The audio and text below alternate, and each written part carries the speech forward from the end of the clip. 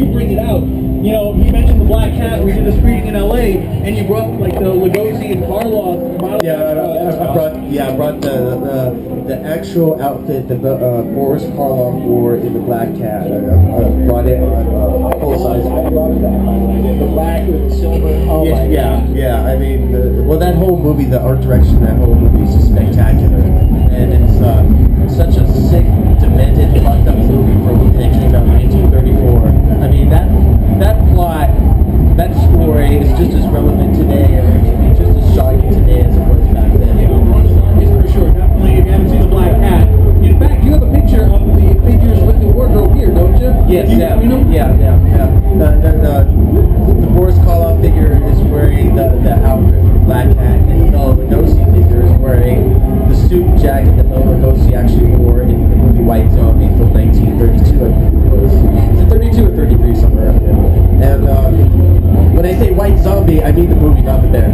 I just want to be clear, all right? So, one thing. Yeah. Does anyone out there have any questions? I saw this hand first. Okay.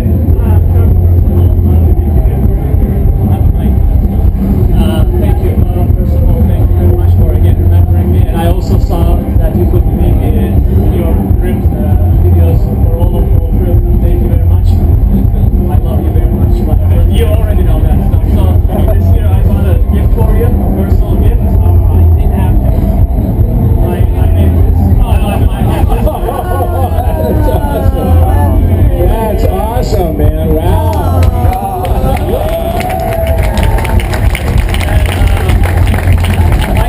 Can I have a picture taken with you with that's 40 minutes, please? What was that? Can I have a picture taken with you? Yes, afterwards, yes. Thank you very much, man. You're welcome. I love you very much. And my question now, That is cool. have you ever thought about having your own video game with your character Kirk Hammett? Because I'm a software developer and I thought I had this idea and I designed the game with all the things you liked. And of course, this is stuff I read from your book and what your sons would like also enjoy and Angel. And if you have an idea, maybe in the future I can show you what I have done. Thank you very much. We'll talk later, bro. Okay. Any other questions?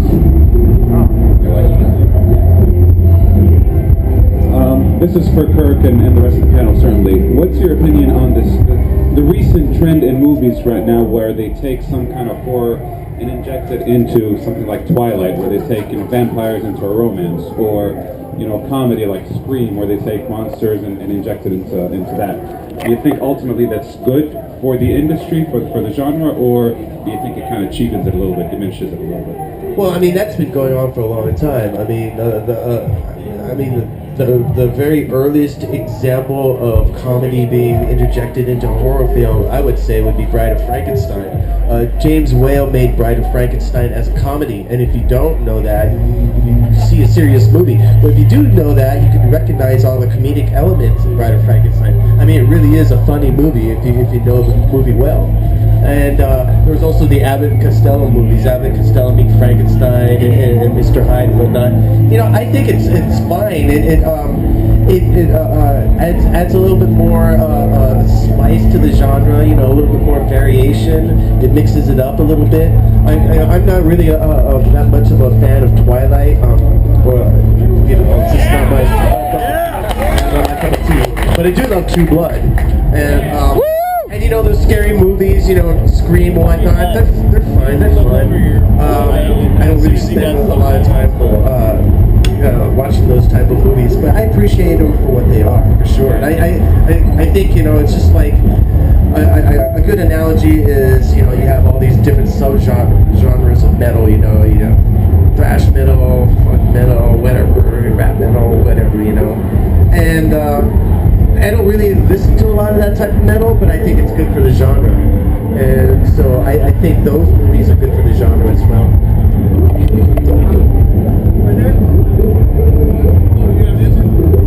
I was going to say I really love comedy metal. Stick around. Yeah, I was going to say I agree in a certain way. It's like when I see these vampire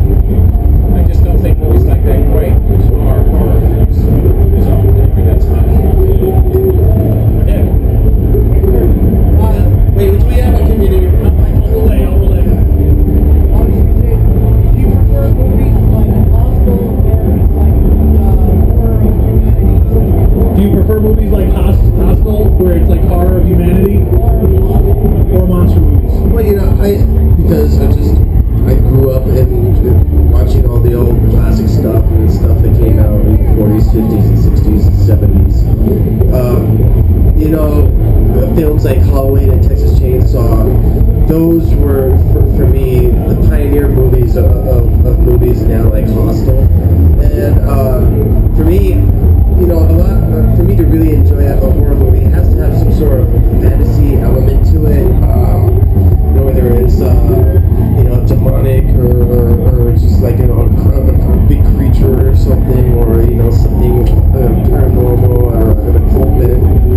Movies like Hostel that have they're expected gratuitous and violent for the sake of it don't really appeal to me that much. You know, like a movie that's just funny, like Troll Hunter. Yeah, I love the appeal of something like that.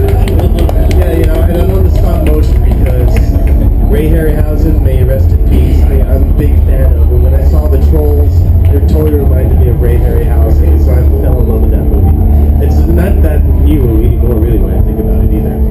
I got to say just about Hostel, I had just shot 2 movies in Poland, and I came back and saw Hostel, and I laughed out loud. I thought it was great.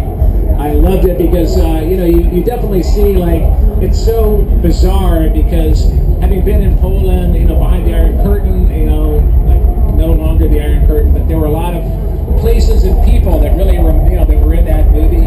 And the idea that they would capture American tourists and, like, pay big money to torture them, I thought it was hilarious. I loved it. I think Eli Roth is a great talent. Actually, Jordan Ladd is over there from Cabin Fever, another Eli Roth movie. We'll get you. I thought it was great. I say, and the grosser the better. So anyway, that's my opinion. All right, we got time for 3 more quick ones. I saw a hand here.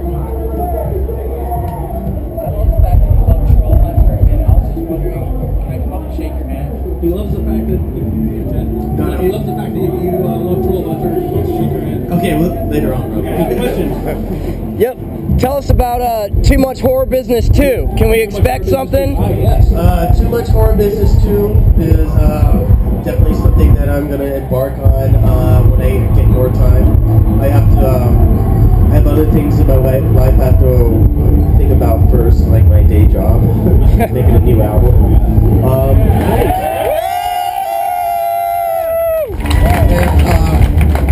But I do have plans for Too Much Horror Business 2, and it's going to be based more around pop culture and horror in pop culture. You know, I'm going to be basing it a lot around just you know, 60s toys as well. Okay. A lot of stuff like the Munsters, the Addams Family, Weirdos, Big Daddy Roth, that sort of stuff. Yeah, I mean, Make eye contact with the other guy. And you know, there's going to be a lot of stuff that didn't make it the first book that I'm going to put in the next book. And yeah, you know, right now I'm just trying to figure out what to call it. Because Too Much Horror Business 2 is just like, Right. I don't know. It's even more horror business. Way too much horror business. I'm open for suggestions. Make eye contact with the guy. We have another one right here. Don't stop. Don't stop. One more movie that Just keep. recently that made you say, like, wow, that's amazing. Well, you know, There you go. See? I keep on going back to the Insidious. I just think there's great, and Sinister, which is done by the same people. What else have I seen lately that was great? That just happened. And, you know, it's hard to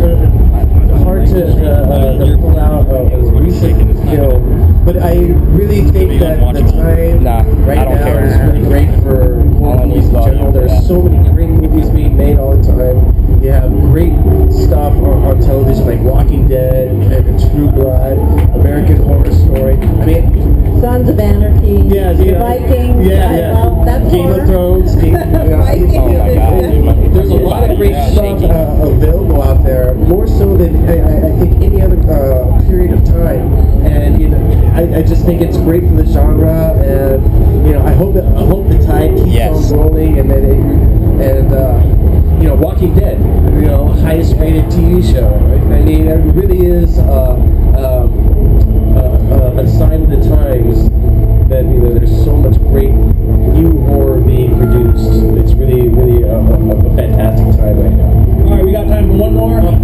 to say that, by the way, my favorite, and it's also a very fucked up movie, and that is a Serbian film. I don't know if you guys have seen it. It's so fucked up. I would check that out. And I like Funny Games. Did you ever see Funny Games? Oh, yeah. Naomi Watts? Yeah, I did. Funny Games. I did see Funny Games. Michael Pitt. Oh, that was so creepy. Father's Day. Yeah, Bill's That's another concert. Right. And let the right one in. That was very cool. That's yeah. That's all right. I really like Dead Snow.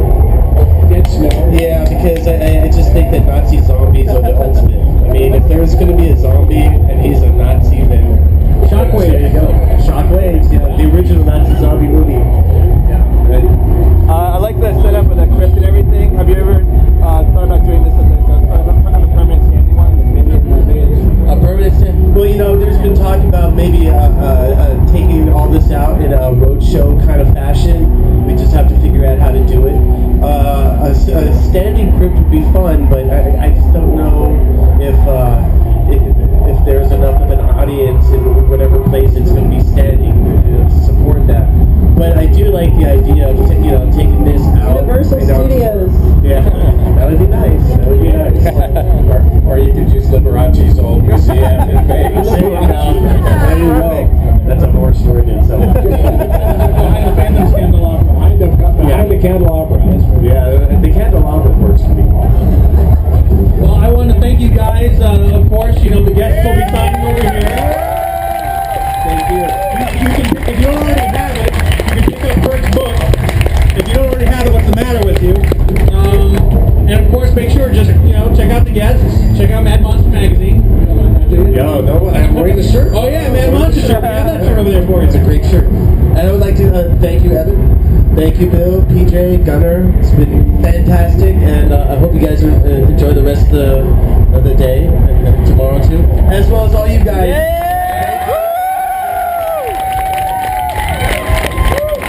Cheers.